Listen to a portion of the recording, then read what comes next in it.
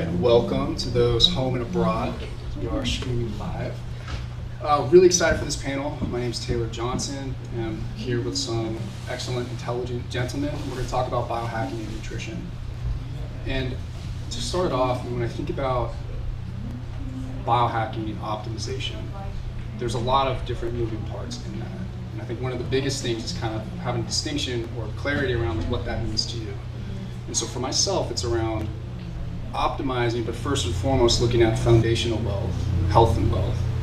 And then from that, it's all the tinkering, right? It's these buttons, dials, levers, and knobs that you can push, turn, twist, and pull to enhance your experience. But again, it all starts with that foundational core. So I'd like to hear from each and every one of you. First, introduce yourselves and your background, and then we'll get into that definition.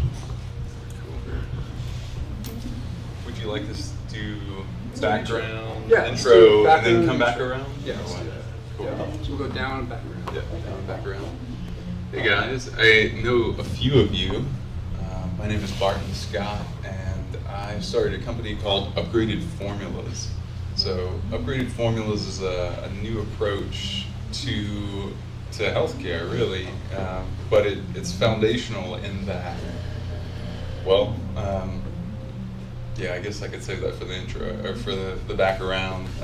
Basically what I did was, as a chemical engineer, I took my knowledge of that and my need, I started to lose my memory in my mid-20s, and I put those together with the deep knowledge of nutrition to figure out this main piece, which was minerals, getting those to better absorb in the body. So. I also lost my memory a little bit when I was 24, 25. That was the start. I was essentially sleeping above a patch of black mold for 3 years, and I didn't realize it until we left the house. Wow. So right under my bed, under my pillow, essentially straight down through the floor, there was a huge patch of black mold. So I was wondering why I had to go home from work and sleep in the afternoon, and why I had no real long-term memory at that point in my life, which was odd for me. So that's what kicked off my health journey. I decided to leave technology innovation, which was what I was working in, and really focus on the health and wellness market, especially technologies that were emerging. So 5 years ago, it was like, what are the things that are measuring health? Like, what's the best way to track it? All the way from nutrient panels, blood panels, biometrics, that kind of thing. But now we're in the age of the modalities that heal, and we can measure the ones that work. So my background is trying to combine those two things to see which company is going to go big next, essentially. My name is Ryan Lester. I'm a physician assistant by training. I work at the Apeiron Center here in Austin, Texas. We're a medical center, and we essentially focus on preventative medicine, genomics-based precision performance medicine, and really kind of whole systems optimization. Let's start with you on the definition. Definition of biohacking, yeah. So I was thinking about this a lot yesterday. You know, I think for me, it's efficiently changing the biology using any means necessary. That can be traditional sleep, or that can be more non-traditional, like brain stimulation. But efficiency and with effectiveness.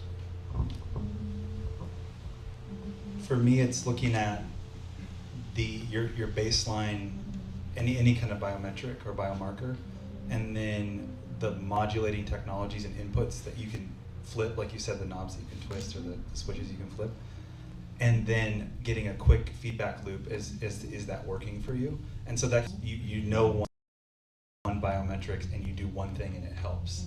So I think with that really broad definition, you can help anybody, and then you can get really technical and specific on like 25 different things or 250 different things if you want to. But essentially measure, change, quick feedback loop, and then repeat.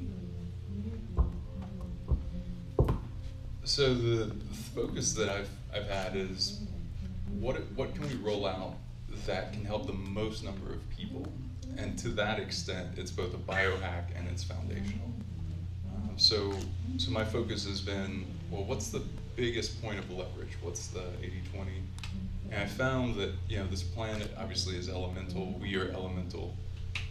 We're full of minerals. We have some heavy metals we'd like to get rid of, and to do many things and not do that I think is a huge error because of that chemistry equation, that chemistry lab that is our body. So yeah, that's a big part of what we do. Amazing, thank you. Yeah, so I want to touch on the foundational components, right? Because that's such a core for everything that gets built on top of that. And so you said the 80-20, I think of it also as like a 70-20-10. So 70% of the time, you do what's tried and true in science. It's just the foundational pieces, those big building blocks. 20% of the time, you can start to individualize and really think about, okay, for myself, whether it's different tests and assessments, and say, okay, what's really working? Then there's like that 10% where you're kind of pushing the envelope a little bit. And the whole thing behind that is do no harm, right? You want to be good and kind to yourself, but you can kind of push the envelope a little bit. And that's where it gets fun and exciting. But let's go back to first that 70 or that 80%, really, and think about what's that core foundational piece. So Barton, let's swing it back around to you if you want to talk about it from that standpoint. So core foundational piece, right? Yep. Yeah, I mean, Ryan and I have talked about this briefly during the call this week, but sleep really is where you want to be, like improving and knowing your numbers. I track my sleep each night. I don't look at other stats really. I'm not concerned, because when you can do things that move the needle there's carryover elsewhere in just everything you do. But I would say, even if you're doing all these biohacks, if you're not breaking a sweat every day, you're probably doing it wrong. If you're not, meditating, you're probably doing it wrong, at least in my view of the world and what really moves the needle. Because, you can take 40 supplements in a day and then not do those things and still feel anxious and just in your head and constricted, and that's not very fun. So that's a failure, I think, at that point. So to be mindful of that and realize, like, yeah, we're smart, but we're smart animals, and remembering and respecting that animal part of us.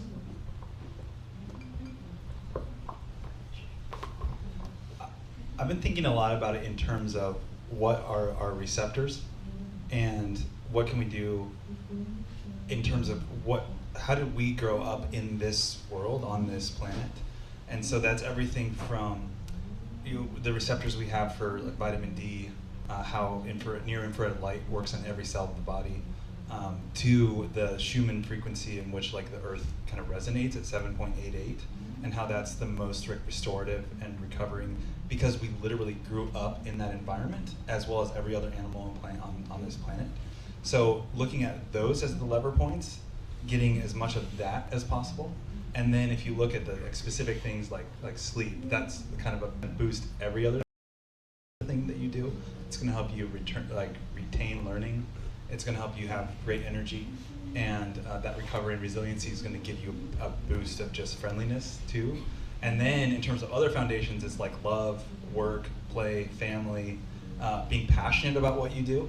I found that was one of my favorite biohacks, is like leaning into what do I care about and how can I make that part of my life and my work.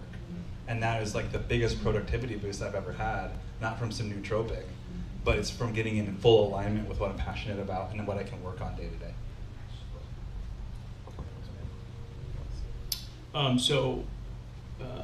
Core foundational health, I kind of think of them as pillars. And so sleep is definitely one, nutrition, exercise or movement, and then I used to put kind of stress tolerance and mindset into the same bucket, but I now think they're both very much on their own. So those 5 pillars, in terms of sleep, every physiologic process in the body gets better with sleep. You can't build a house on sand. That's really the foundation. And to Barton's point, I work with a lot of clients, and we have a lot of fancy resources and tools at our center, peptides and hormones and medications and supplements. But if you're not doing those core things, you're gonna see some improvement with those things, but the needle will be limited in how much it can really improve. And so we really try and drive that home in the beginning.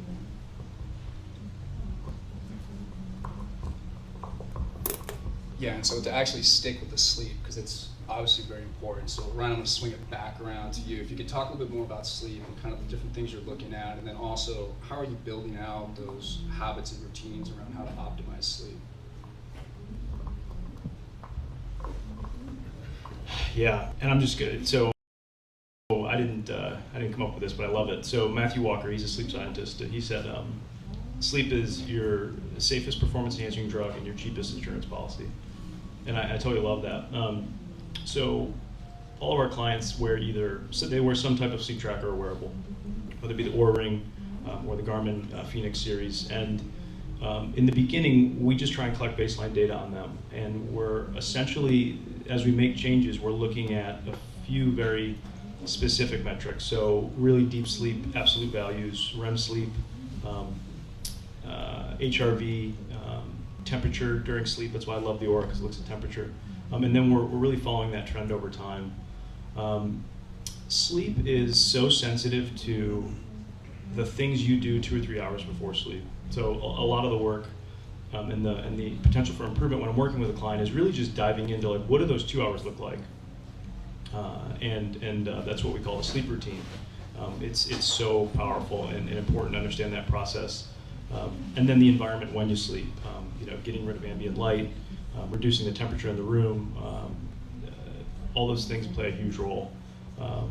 But sleep is big, and it's a challenge. It's been a challenge for me in the past. It's been a challenge for a lot of my clients, and we just continue to talk about it all the time. My clients here, I bet they would say they get sick of me talking about it. And actually, Wesley, if we can stay with you and want to talk a bit more about technologies that are out there. For sure. There's so many things that I've learned about myself, kind of back to just learning your baseline and what metrics go into sleep. Over time and testing of about 5 years, I cut off caffeine at 10:30 in the morning. Cut off dark chocolate at 7, because that for me is a big stimulant as well. And really discovered even like having a Wi-Fi router in the room would affect my sleep about 3 or 4% over time. So I've just learned the little things I need to have a fully recovered overnight environment. So we have a chill pad on the bed, a chili pad, that really helps me significantly increase my deep sleep. Complete blackout curtains, try to avoid kind of noise in the environment as well. Really turning off all kind of blue lights at usually around sunset, actually. I've worn blue blockers probably for about 4 years in a row now at night. Kind of feels naked without them, but I don't have them now. And then on the tracking side, like you were saying, Ryan, there's incredible and more accurate biometrics now over time, where you can tell what sleep stages you're in, what temperature that you're kind of putting out, whether you're fully recovering. And what I've learned over time, we were talking about this, Phil and Dave, where you can, if you don't recover for about 2 days in a row, and this is my physiology anyway, it was the 3rd day where it would actually show up, where I would get sick or feel bad. So you might actually not recover, and if you're not tracking it, you wouldn't know that, because I felt totally fine. And I just noticed it was always the 3rd day. So now I have this long list of stuff I can do on that 3rd day, from walking on the beach to drinking a recovery drink to drinking more water to doing some meditation, doing some vagal nerve stimulation. There's a lot of things that you can understand, like your own approach to your physiology, and that might be different for other people. Yeah, just to add to that, so full agreement with all of those. The things that, so those are a bunch of practices that we can do. I think top supplements that you could focus on. I've read a lot of different research on melatonin and whether or not it can reduce your endogenous production, so your internal production of that hormone. You know, in almost every case, it seems like in many cases, let's say, we see a reduction of endogenous production when we start tampering with, especially the way most people do it, with hormones, even if they're bioidentical. So I'm more from the approach of, well, what is that hormone comprised of? What's the building block of that? And since that has no addiction, people ask me some of the strangest questions sometimes. They're like, can you get addicted to magnesium? I mean, it's really working. I don't want to get addicted. And And I just like, well, no, it's an element that your body's made of, so you need it. And one of those things that it helps with is sleep. I see a lot of people that start taking magnesium, especially magnesium that will work really well, boost their deep sleep 30% in the first night. I mean, it's just extraordinary. And you can get localized deficiencies, so you get more and more in tune, like Ryan's saying, with your sleep trackers, and that allows you to improve your intuition about sleep. So I think a lot of people here today are very intuitive, and yet you don't want to rely just on your intuition. You want to improve your intuition through data and through being a guinea pig, testing. Oh, I took more, I felt drowsy. I took less, that was not enough. And then how else did that play into, well, I had a glass of wine after 8 p.m. Okay, so I'm not metabolizing that alcohol. So there's other things there too, or, oh, I ate gluten 3 days ago, and now I'm feeling it. That's affecting my sleep, or dairy 2 days ago, or something like that, and now I'm still getting residual effects from that. Yeah, those are a couple thoughts at least. Yeah, so what I'm hearing in all three of those is the self-awareness and observation, which is a tool in our toolbox, and quite often we're not really taught that growing up. You find the basic education system, which is probably a completely different conversation for another time. But really, it's like, what are the tools that we can start to acquire as we go through and navigate life to then give us the opportunity to really have, first and foremost, check in with ourselves and say, okay, what do I need in this moment? But then also observe the chain reactions or the ripple effect of, 1, 2, 3 days down the road. And so, in thinking a little bit about that too, I want to loop back in nutrition. We talked about sleep, it's incredibly important. Let's dive a little bit on nutrition and how the different foods that we can eat can optimize ourselves and bring us up and bring us down, and then your own personal experiences as you kind of go on that journey, and then what are some recommendations? Barton, I'll start with you. Cool, yeah. Personal recommendations, reiterating that point of just testing. We trademarked the phrase test, don't guess. I don't know how that wasn't available, but it speaks to why I'm so passionate about it, that trademark was available. Because I know so many brilliant people, as probably all of us do here, that are supplementing and reading, so many books, and yet they're not testing their levels, and they're spending hundreds, if not more, on supplements every month. That is when I frame it this way, you see it obviously, and you're like, wow, I guess I need to do testing. But then the question becomes, what kind of testing? So if you're familiar with this concept of Occam's razor, the simplest solution being the best whenever you're faced with complexity, then what I realized was, okay, and what my personal approach was, so about 8, I had a really eye-opening moment when I not only did a hair analysis, but I had a brilliant explanation of it that went much deeper than what was just on the page. I realized in this one test, I saw 65 different elements, markers, and they were all, key point here, in relationship to each other. So, although we can't measure everything with hair, you see a CSI, they use hair, hair's there long after blood, goes down the drain or just decomposes. It's a lot sturdier. The EPA uses hair to figure out if a population's been exposed to heavy metals. There's a lot of different things you can look at. You can look at thyroid function, adrenal function, metabolism.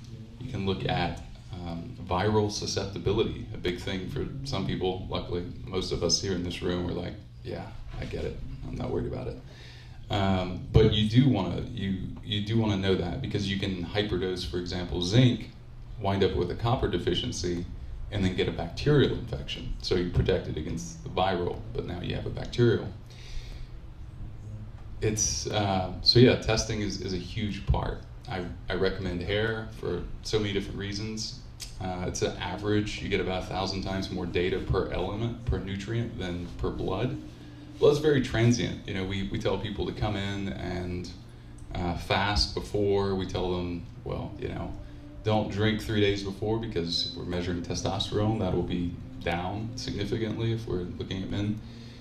There's a lot of different transients to it, and yet in some cases it's our best tool. But the other thing is, a lot of people, whether they realize it consciously or unconsciously, are afraid of needles, and that fear, however strong, maybe it's not a 10 but it's a 4, keeps them. It's enough friction to keep them from coming in and testing, keyword, regularly. So yeah, those are a couple thoughts on that for me. That's great. I think it comes down to, in terms of what's your feedback cycle. Are you willing to test every month? How long was what you're testing actually staying relevant in the body? I think I've always thought of it in terms of what's the barrier in the gut, and how's my gut reacting to things? What's happening in my blood if something gets through the gut? And then what's my genetic setup? So that you can do those things with a microbiome test and see what foods you might be reactive to. Maybe just drop a few of those. You can do an IgG, IgA test to see what's reactive in your blood, what you have antibodies to, what's being attacked, and that might inform you of a few more things to drop. But if your gut is fully healed and sealed, then it might not end up in your blood. So you might be able to eat the foods that you're reactive to in the blood if your gut is all set up well. And then taking it one more level to genetics, what are you maybe set up poorly to methylate? What kind of vitamins might you be more deficient in? Most white people would be vitamin D. For me, it's B12 and vitamin D, and then there's a few other mutations I have as well. So in terms of just taking a few supplements that hit each of those things, and in terms of keeping my gut as healed as possible and as sealed as possible, that really goes a long way into determining what's going to make you feel good on a daily basis. And then it just comes down to training your intuition if you don't want to test all the time. And so what I really love is tools that help you train your intuition. You don't have to use them all the time, but they can teach you what it feels like to be recovered, highly energized. My eye turns red if I have gluten, so I've just stopped eating that. It had no other effect. It would just make my left eye turn red. So I would always know when I had it, right? So I've just learned little things about my body. If I eat too much corn, not any corn, but just too much, then my calves will itch. Just really weird little things that I've just noticed over time because I've gotten more and more in touch with my body. So it helps me just to go through life, but also not get too attached to specific diets and things, and then kind of have that kind of attachment as well. So yeah, those are some thoughts. All right, nutrition. What a topic. So we harness genetics quite a bit in this space. There are definitely going to be diets that are going to help certain people more than others, and that really comes down to genetic variation. So we look at everyone's hard code.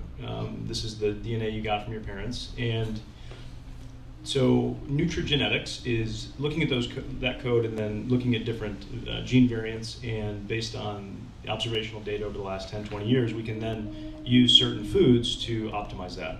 So that's nutrigenetics, taking your genes and then looking at specific foods to optimize gene expression. So an example would be someone who has an ApoE4 allele or gene variant, and that's a lipoprotein that metabolizes fat. Someone who has that gene variant, if you have 1-4, in a setting of a higher saturated fat diet, you are going to significantly increase your risk of cardiovascular disease and Alzheimer's. That's pretty well established. And so on the flip side of the coin, nutrigenomics is essentially utilizing food as an epigenetic modifier, so optimizing gene expression. So a great example of that would be like omega-3 fish oil. I'm sure you've heard a lot about it recently, or in general. EPA and DHA fish oil, we know that in a diet that has plenty of that, it significantly impacts gene expression. It turns on anti-inflammatory genes, it turns off pro-inflammatory genes. And so we really try and harness those pieces of data to customize someone's nutrition.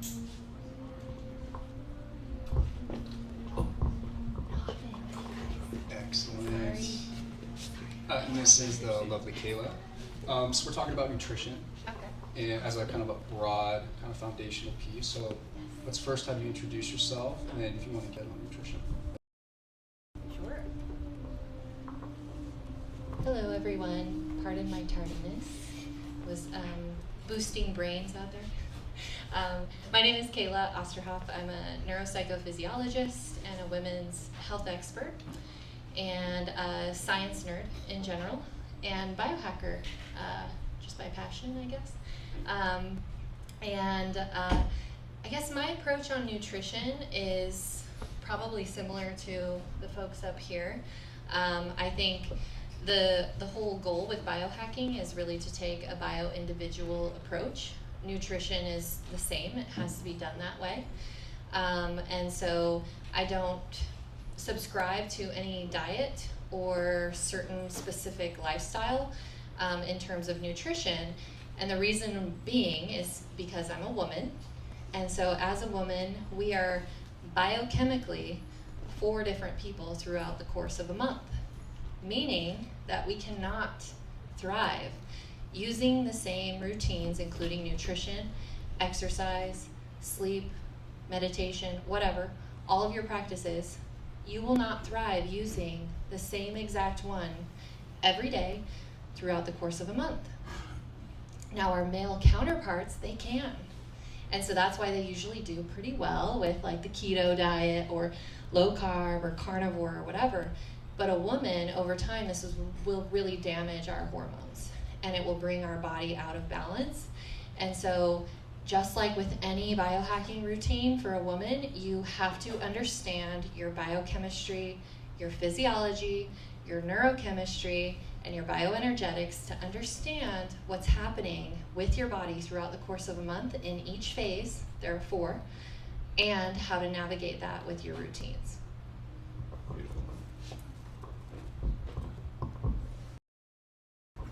Yeah, I find that fascinating, the differences between men and women. And actually, I want to stick there for a moment and actually have a little bit of a jam session between you and Ryan on that. So I'll hand this back over to you. If you can actually explain a little bit more and talk about the 4 different cycles with that. And then Ryan, if you want to go back and forth. Yeah, so something that I say that sometimes doesn't go over so well with my male counterparts is that biohacking is actually more important. It's much different and more important for women than it is for men. And the reason why is a scientific reason. It's because women have been left out of clinical research because of our hormone cycle. Because we are constantly changing, it's very difficult to use us as research subjects, and I get that, it makes total sense, but it doesn't make it fair. So all of those really cool biohacking suggestions from your favorite influencer, when they're citing research and when they're citing clinical research and recommendations, it's really recommended for everyone except women who experience a hormone cycle. So, about half of the population is left out of those recommendations. So for women, we have to take it into our own hands and we have to be the masters of ourselves. We have to learn about our bodies, and even though it may not be fair, I am confident that this group is up for the challenge. And we have to start listening to our body and biohacking, meaning doing our own self-experimentation to find out what works for us.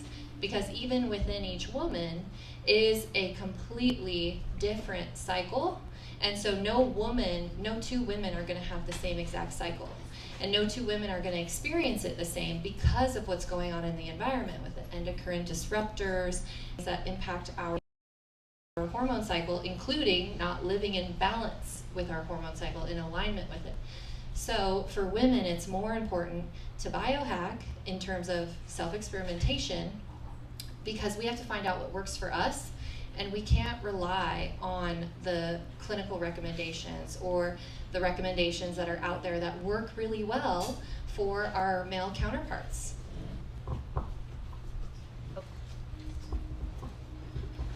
So, the research piece is huge. I'm so glad you brought that up. And I don't have a lot to add, quite frankly. I'm really interested to know maybe some examples of how you customize your routine with different inputs, whether it be a supplement or exercise based on different moments in your cycle. Yeah, so I love talking about this. So within a woman's biorhythm are very specific cognitive superpowers that come online during each phase of her hormone cycle because of what's happening in her biochemistry and what's happening with her bioenergetics and what's happening with her physiology. And because of this, you can actually design your routines that leverage these superpowers. So I'll give one example. During menstruation, which is only one phase of 4, there's menstruation, there's follicular, there's ovulation, and there's luteal. And I call these different things, but in each of these 4 phases, like I said, there is a different like biochemical signature for a woman. And so during menstruation specifically, our key hormones are estrogen and progesterone for women. This is what, and throughout our entire life. So even when you stop cycling, these are our key hormones that really are important and impact everything in our lives. So during menstruation, these 2 hormones are at their very lowest level.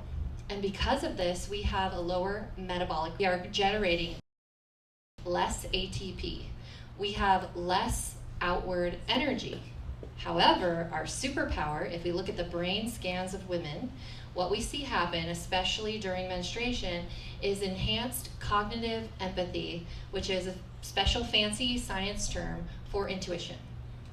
So a woman's intuition is a real thing, and it's actually heightened during menstruation when our hormones are low.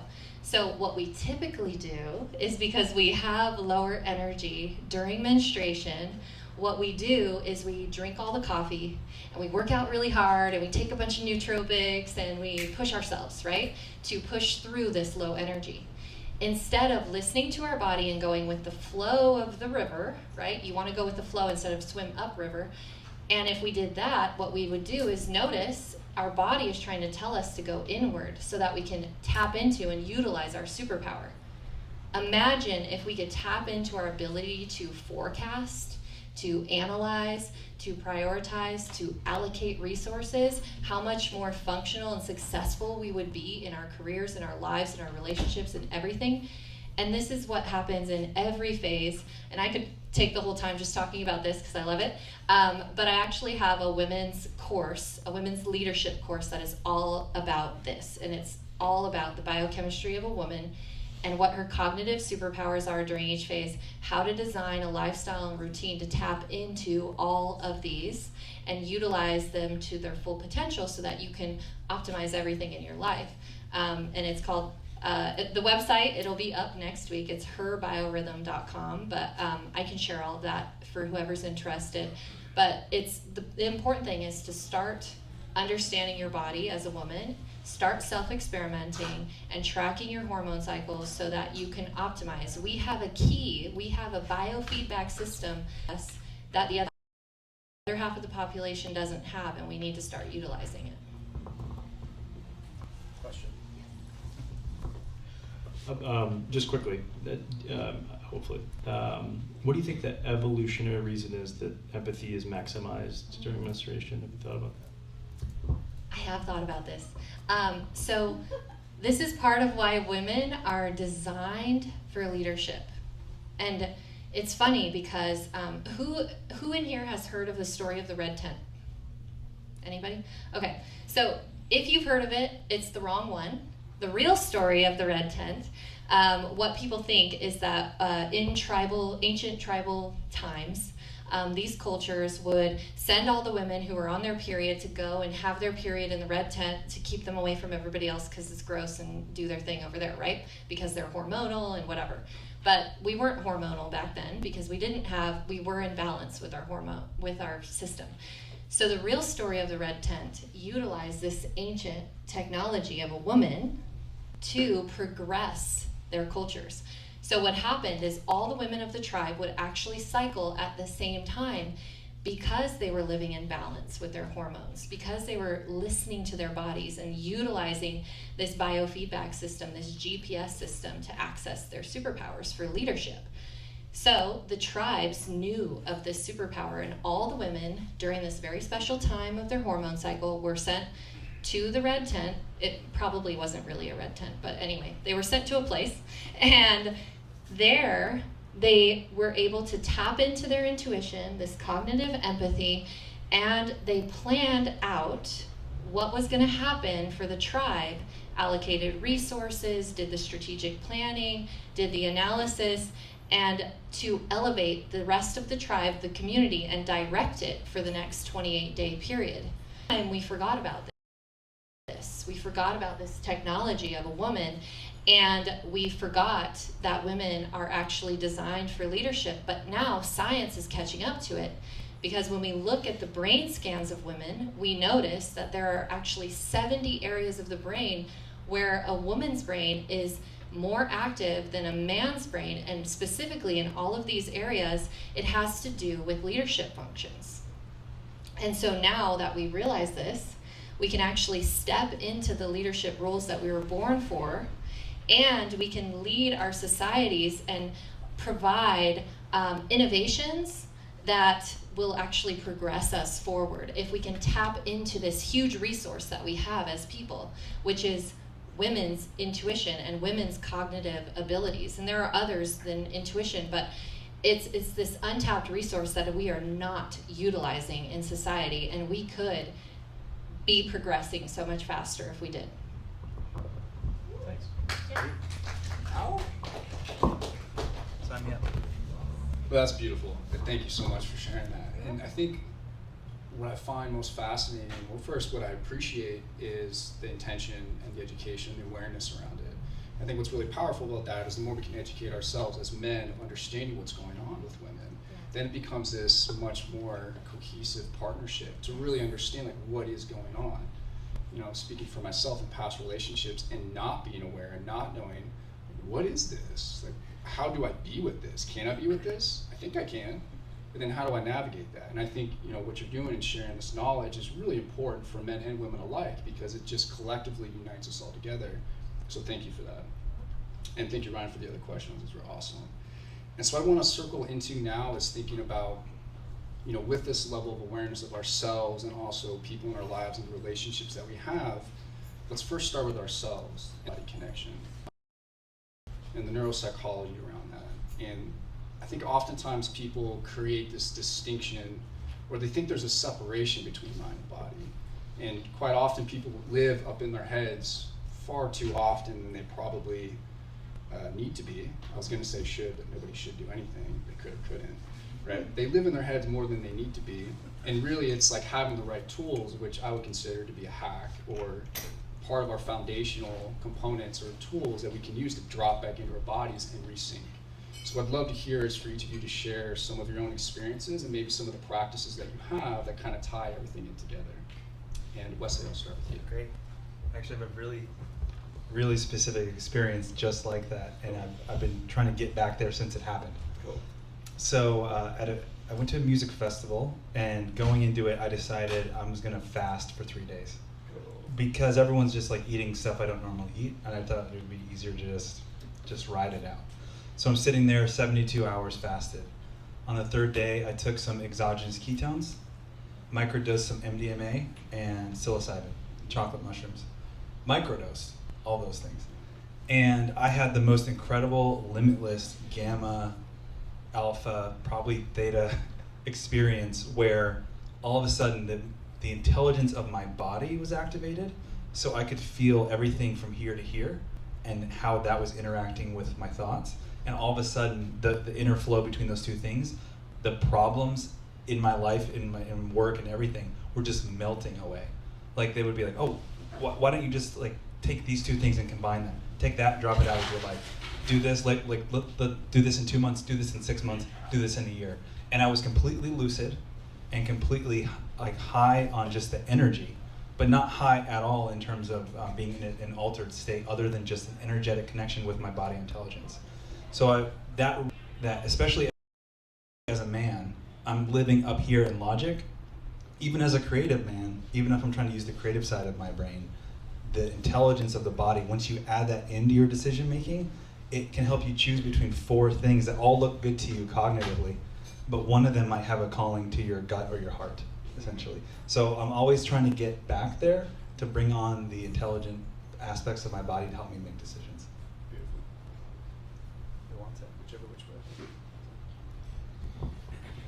Yeah, one of the things that was really accidental that turned out super, super well was I had actually hurt myself just running sprints and like throwing the ball around out here at Zilker, a couple blocks away, and I realized I was like, well, I don't want this partial hamstring pull to be a nagging injury months from now, so I'm going to fast.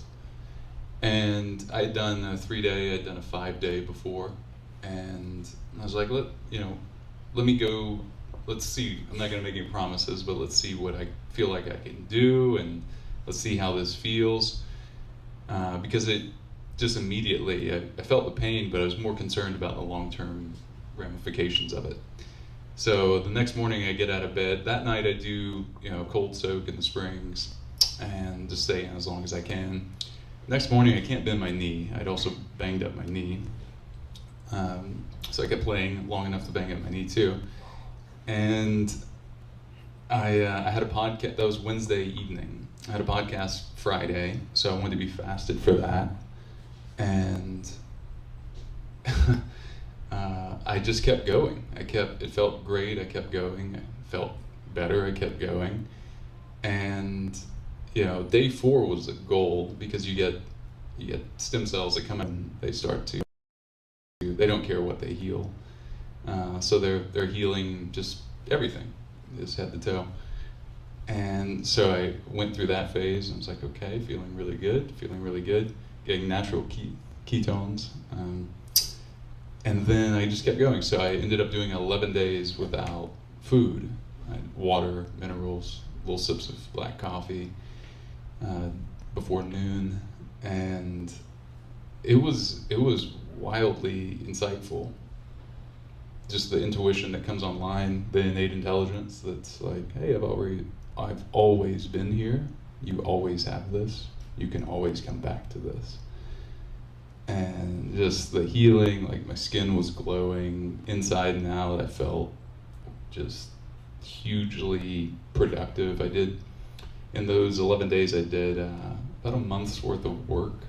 I worked out every day except after day 8. Like in the gym, weights, like just, you notice your strength coming down some towards the end, but I was able to keep going, make a lot of long-term decisions. And I just realized, wow, if it wasn't for doing it with the minerals which power your glands, so your thyroid and your adrenals produce, call it 100%, 98% of the energy in your body. If you can get those glands fed with the nutrients that they need, which are all 0 calorie, you're going to stay fasted and you're going to stay clear, and you're going to modulate your adrenaline as it begins to come up, your cortisol, all these different things. And wow, was it just a life hack, because I did it without pain. Day 10, I was throwing a backflip off a boat in Lake Austin, and just going like, wow, this is a new life hack. So yeah, that was an accident. Never I thought like, oh, maybe later on I'll go this long or with food. I'm sure there'll be a lot of takeaways. There were just immense takeaways all throughout. I wrote a lot about it. Just our overall addiction to food, and also to togetherness, and how that is so symbiotic with food, so that we're hesitant to fast because we want to eat with each other. And it's really breaking a social norm to go like, oh, I'm okay, and we just have to get more used to that. And when you do that long enough, whether it's 3 days or longer, you start to really, especially when you're in a scene where everyone is like communally eating together, you really start to step outside of society and observe it from a third person perspective that's super, super interesting. And that never leaves you. So it feels intuitive, trust that innate intelligence, but do definitely support your body with what it's burning. So it has the fat, if you have enough body fat to tap into, but you still want to feed in those key nutrients, specifically the minerals. So for thyroid, that could look like selenium, copper, zinc, iodine. For adrenals, that could look like potassium, magnesium, sodium. those are a few that are key for sure. And then if you're testing your levels, like we talked about, always know your levels, always know your numbers, whether it's your life, your business, your body, always know your numbers, and then adjust accordingly. So, yeah.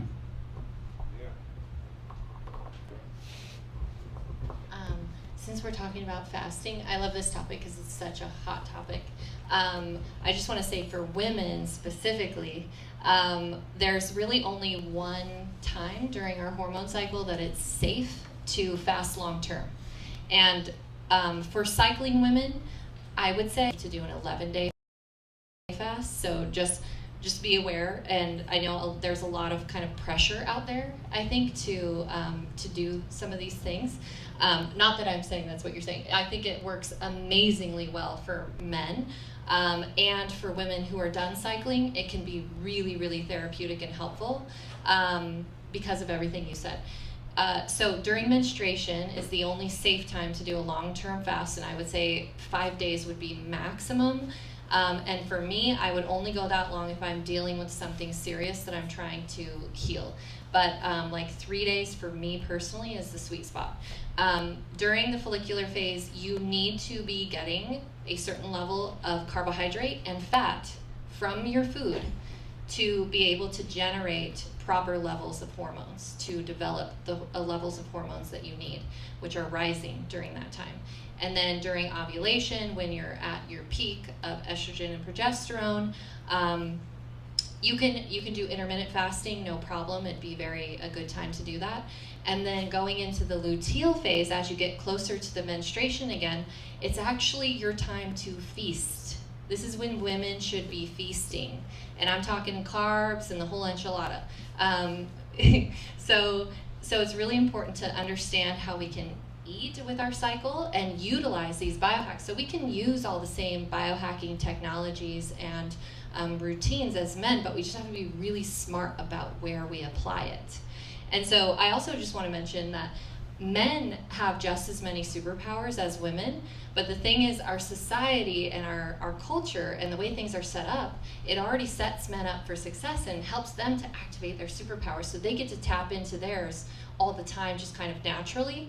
And we have to kind of navigate the right way because our cultural infrastructures and systems aren't really set up in our cycle and align with our cycle. So we just have to be careful how we approach some of these things that are really amazing technologies and biohacks.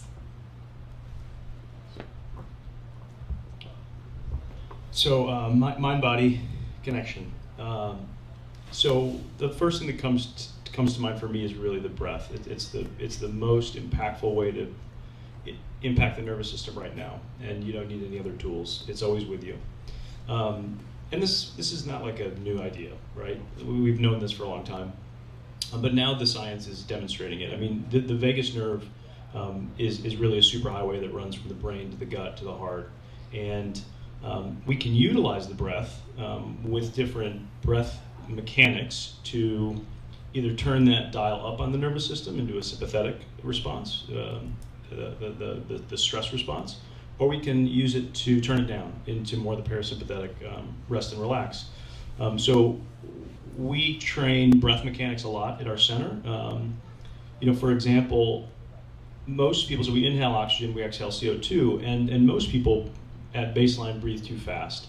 And as a result of that, you drop your CO2 levels. Well, it's actually the CO2 level in your arterial blood that dictates how much oxygen will actually be able to get to your brain, your cells, your organs. So when you're breathing too fast, your CO2 level can be lower, and that's a stressor on the body. And so regulating CO2 is a really important thing that we focus on, but just understanding different ways of breathing can impact the nervous system very quickly. Yeah, it's a fun rabbit hole to go down, and so we talk about it quite a bit. Can I add one quick practice to that? So the way that I love to teach about this is really simple that anybody can do. If you put more emphasis on the in-breath, the right, then you're going to activate the sympathetic nervous system, and if you put more emphasis on the out,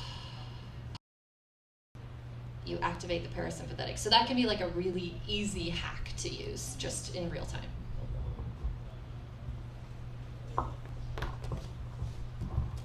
those are all great points, and thank you for the share. I think like when I think about the mind-body connection, for me it's around breath work. The fasting does help as well, and then also embodiment practices, like actually forcing myself in difficult positions, static holds, something to get myself to feel like a burn, and then I intuitively kind of drop in to myself. So it's the breath work, it's a combination of movement. And I have a dear friend of mine who, part of his men's group, and we do these retreats, and I know going into these retreats, it's like he's gonna kick my ass with this embodiment practices, and sometimes they're pretty batshit crazy, and other times they're, pretty light and gentle, but most of the time, it's this kind of, it's setting the environment, and then also the awareness of how to put ourselves in positions to then drop in. And I think the more we can put ourselves in the opportunity to do that, the quicker we can drop in, and then it's like you don't necessarily need to do like a squat hold, but you can do like the breath work. And I love the call out of like the inhale versus the exhale. That's a very like simple hack that you can take with you and use it all the time. Like even before on this panel, it's like slow breath in and very slow breath out. I try to calm myself down because I've been running around. So thank you all for that. What I want to move into now, because we're getting close on time, I just want to first check in with everybody. Is there any questions, comments, any? Yes? So I heard you say that in the menstrual phase, that's when women can fast, but I'm kind of shocked because we're losing blood, we're losing minerals, we're losing different things. I would think that's not the best time to do that. Yeah. I know it seems totally counterintuitive, but the reason why we want to do it during menstruation is because we're taking a look at what's happening with the overall. And when we go into menstruation, our hormones are at their lowest level, and estrogen and progesterone are involved in not only modulating our brain function, but are involved in the process of generating ATP, estrogen mostly, and it modulates our metabolism. And so our metabolic level slows significantly during menstruation. So we don't need as many calories. We don't require as much energy intake in. So out of all the areas, that's the safest to do it. And you will replete your minerals. And so when I fast also, I don't do a strict just water with nothing else. I do what you do. I add minerals and everything into my water, which is 0 calorie. And even sometimes if I tune into my body and if I feel kind of lightheaded or not like I'm getting enough nutrients to function properly, for my brain to function properly, I'll add in some MCT oil, C8.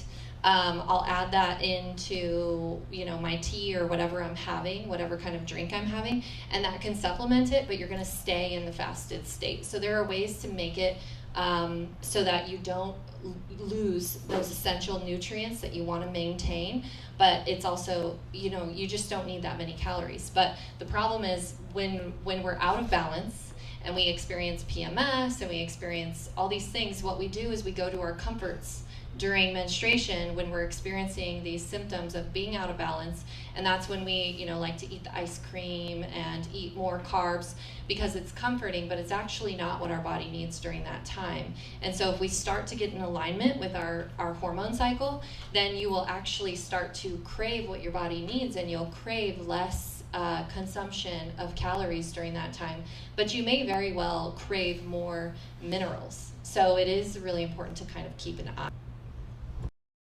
But are all women different, or are you saying this is, for sure this is all women? Because I know for myself, I crave red meat on my period. I don't know because I know I'm losing blood and it's not real. It could be a placebo type of thing, or it could be real. But for every woman, that impact on our metabolism is absolutely true during menstruation. Now, what's going on with your specific levels of nutrients, and if you're already anemic going into your period, then I think that could definitely have an impact. So for me, I have to keep an eye on that because I am like borderline anemic pretty much every time I get my labs done, which I do every 3 to 6 months. So for me, I do have to keep an eye on that, and that might be the case with you. You might want to just check out the levels and then adjust accordingly. But when I can get myself to a healthy level and I'm not on that borderline anemic, then I typically don't have those kinds of cravings.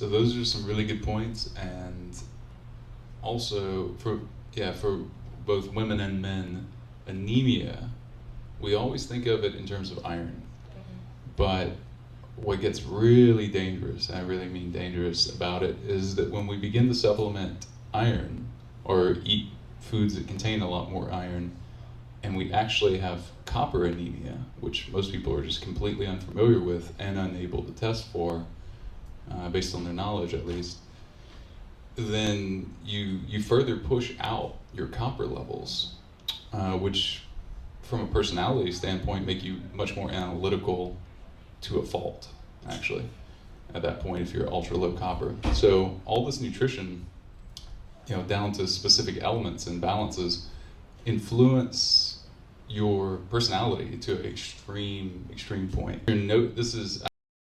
I say that because it's one of the things you can look for, right? So you're feeling anemic, you have all the signs of iron anemia, but you actually, let's say, for example, you have copper anemia in this case.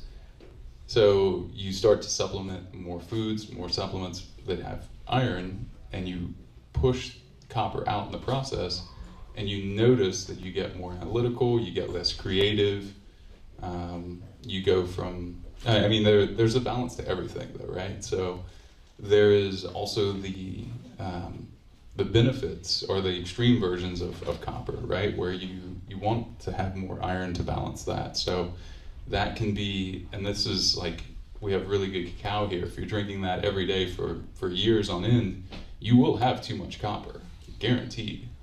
Unless you're supplementing zinc and maybe you're megadosing it, and that can lead to problems I talked about earlier. But yeah, it's all a balance. So you see why testing becomes so important. Doing it regularly becomes important. So. Yeah, I love the call out about balance, right? And I really appreciate the question too. And again, I think it shows the lack of information that's out there, or the information that's out there that again needs to get pushed even farther to have these conversations to develop this awareness. So I just kind of want to do a quick in closing, because it's biohacking. If you were to pick one biohack under $100, what would that be? Let someone else start. Yeah, Brian, take it. I got an answer. So I was really going back and forth on this for a while. And I think, I'm going to go with pill organizer. If you are trying to make change in your health, consistency is key. And really, if you want to play in the realm of optimized, you're going to have to supplement nutrition. And so just things put in a box, and you don't have to think about it. It's already pre-planned. You wake up, you throw it back, and I refill it once a week. And I tell my clients that, and there's so much emotion around it, because they're like, oh, wow, it just seems like it's what old people do. And I'm like, well, this is, you need to just get past that, remove the emotional component of it, and I think it's really powerful. I'm sure everybody here has a pill organizer in their bag. I love that. So mine's along the same realm, and it's free, and it's sleep hygiene. Just prioritize sleep. Without sleep, we can't really function. And as a neuroscientist, the impact of sleep or lack of sleep on the brain is significant. If you saw the brain maps of somebody just after one night of poor sleep, you would never not sleep again. So prioritize sleep. Get enough. Get to bed at the same time, wake up at the same time, have your sleep routine before bed, have it completely dark, cold, whatever kind of noise you need to cancel out other noises, whatever you need to make your sleep cave, and then stick with it every night. My two favorite cheap or free ones would be sunlight in the morning and magnesium in the evening. Really, that would be a really cheap stack to really good sleep and good energy throughout the day. I do want to take 1 minute and talk about some really incredible technologies that are more expensive that are just around the corner, just because everyone's here in the room. Yeah, it'll be quick. So there's one I'm working with in Los Angeles that's doing photobiomodulation to the prefrontal cortex, and that's going to increase glucose uptake and oxygenation in that area, and also mitochondrial biogenesis. So using a foundational biohack, which is that near-infrared light, it's stimulating the mitochondria in the brain to bring up blood flow. Really important for people with depression, treatment-resistant depression, and then also anyone that's looking at peak performance. So we're looking at like these general athletes as well. So that's increasing cognition and the ability to lay down new like neural energy and neural networks in that region of the brain, especially important for men from like, again, 18 to 25. Another one is stimulating the peripheral nervous system on the wrist for rapid learning. It's activating cortical regions in the brain using TPCS, I think, instead of TDCS in the brain. And so what that's going to allow is about 60 to 70% better learning outcomes when you pair it with like a learning course or something like that. And again, it's using the new peripheral stimulation into the central nervous system to hack it, essentially. So there's a lot of technologies called electroceuticals, nutraceuticals, vibroceuticals that are just around the corner that are going to be incredible supplements or alternatives to pharmaceuticals. Yeah, I really like we're talking about cycle syncing for women, but cycle syncing for men and women is syncing up with the sun. So not eating after sunset, starting the morning with sun. These are free things. Taking things that support your nervous system so that you go to bed and sleep deeply. So yeah, under $100, if there's one supplement that I can recommend everyone take, it's magnesium. But again, test your levels and know. Other things I like to do to adhere to that is cold water, not super cold, but cold water a couple hours before. I want to emphasize that point, a couple hours before, not right before, and then try to go to bed.